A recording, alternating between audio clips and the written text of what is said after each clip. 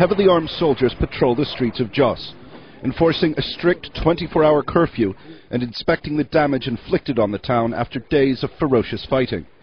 Also on hand, Nigeria's top army officer, here to give his personal assurance to those forced to flee that they will be taken care of. I know it's difficult times, for not only for you, for all of us. So you need to be very, very patient. We need to calm our nerves, okay? And I'm sure you'll be taken care of. Just be patient, okay?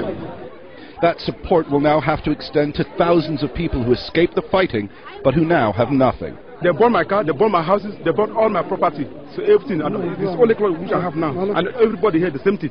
It's all what we have now. Nothing again in the house. And money. The fighting erupted between rival gangs in the Muslim and Christian communities living here.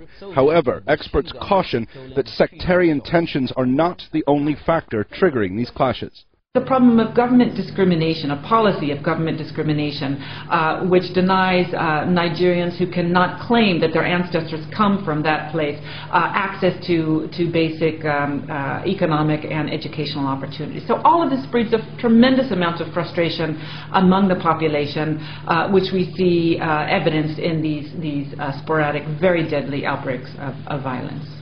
And indeed, this fighting is far from an isolated event. Similar clashes in late 2008 left more than 700 dead, prompting swift action by the government this time.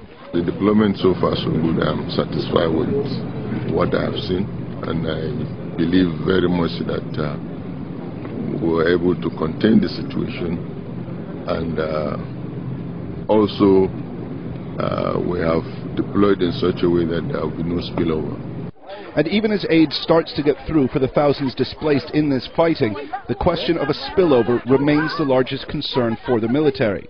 The government has deployed the security forces, especially since the military came in the day before yesterday, late evening. The situation has been calm. And this situation has allowed for us to be able to survey what the needs are and also to visit the places of detention, such as the police headquarters, where there were 220 people who were detained.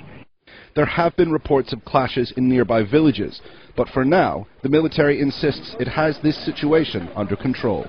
Owen Fay, Al Jazeera.